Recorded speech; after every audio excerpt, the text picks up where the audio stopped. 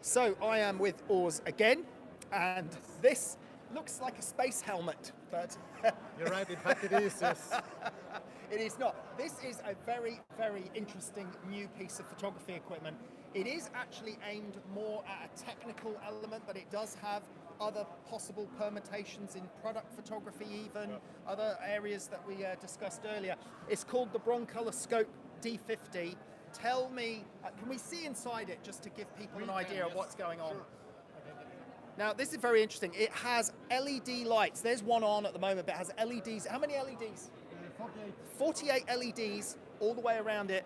And what it does is it captures a picture using the each LED on, and then it combines all of those pictures mathematically, I believe, Yes. to give you an ability to change texture, contrast, ambience, fill, everything on an object. Is that right? Yeah, that's absolutely right, yes. So we use the 48 photographs actually to create something which is not a photograph anymore. Okay.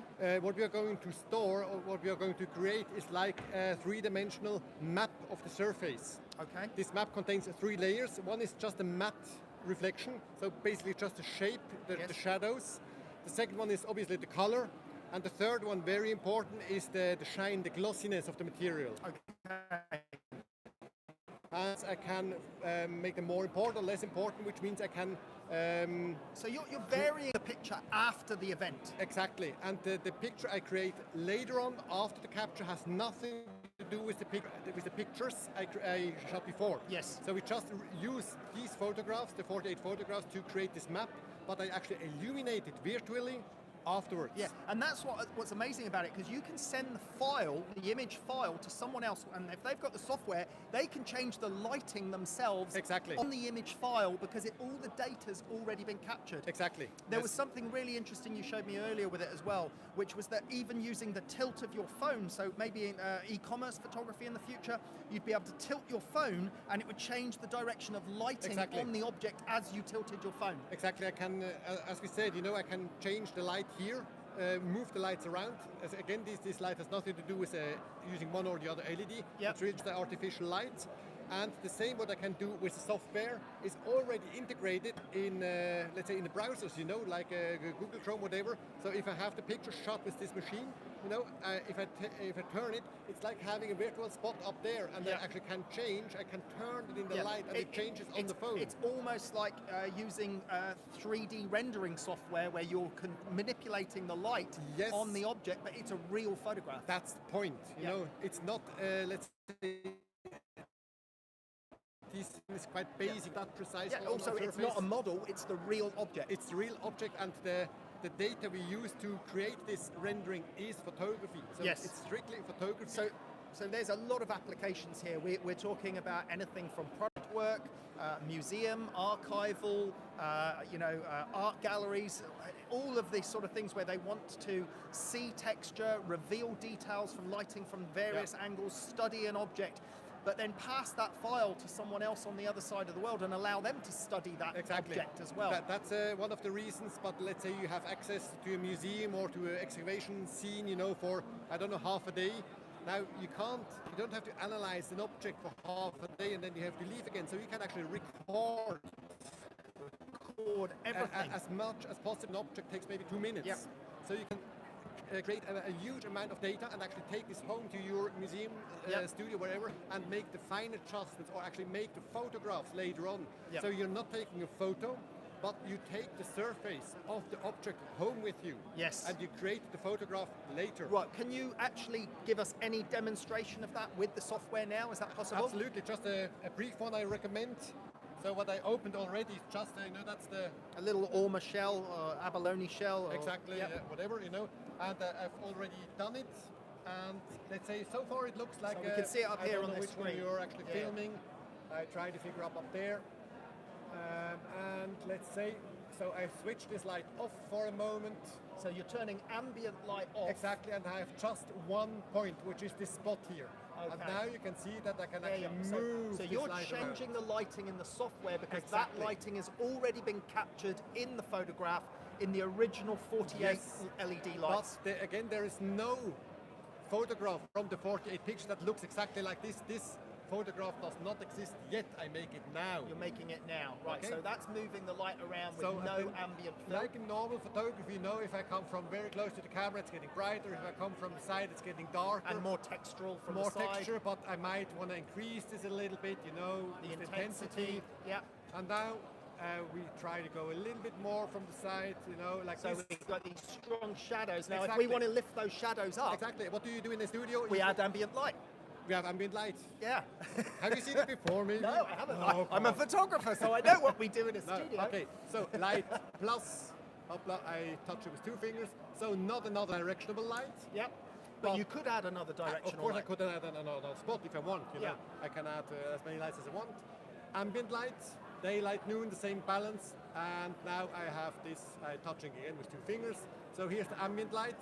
And now if I go up with the intensity, this is nothing else than a fill-in light. Right, so the shadows are now getting lighter, but it's also adding light to the main directional light. So you could Of reduce course, the intensity. absolutely. Of the Again, directional what I light. would do in the studio, so I take this one down, Yeah. and like this I create my photograph and say, Okay. okay, now it looks quite okay, but in the end this one was on the wrong side, so I changed you this. can move the directional spotlight still, even though Whatever. you've added the ambient light. Exactly, yeah. Right. That is And- amazing. And Now- let's say if you care about, you would like to examine the surface of it. Yeah. I explained before that we have the matte reflection, then we have the color and the shine of it. So if I only care about the surface, it could make sense to focus on this. So I take the color away, and there's a function called surface enhance. So I just enable this, and then I get only, let's say, without the color, only the shine and the texture of the surface, very, Yes. very dramatically. Yeah. So in this situation, I want to have the maximum texture, so I take maybe the ambient light away, Yep. and again, move around here, the texture light, and it's unbelievable what I see. Yeah. Especially when I zoom in. So there's incredible It's amount crazy of what's textual, going yeah. on. So certainly a significant, I would imagine, interest from the scientific field here Yes. for studying artifacts, studying objects.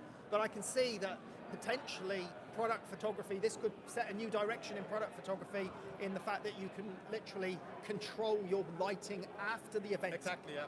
Yeah. It took me quite some time as a photographer to understand it, because I was always thinking in pictures, Yes. I think the best way for us to understand this machine records all possible pictures. Yes, all And we make it- possible light sources. Exactly, Yeah. and we make the picture actually the final one later on. Yeah. If I'm happy with a specific picture, there is an export for web, so I can export it to web. I can even choose what the watcher is allowed to change, the zoom or change the light source, whatever. Yeah. Or I can just export it fixed, that you can just play on the phone with it. Can you show us that thing on the phone with the tilt if you've got I that? have it in my pocket. Yes. Excellent, because this was quite interesting. I don't know if you may be able to hold it up a little bit to see it. I love your cracked screen Yeah, sorry for iPhone that. there.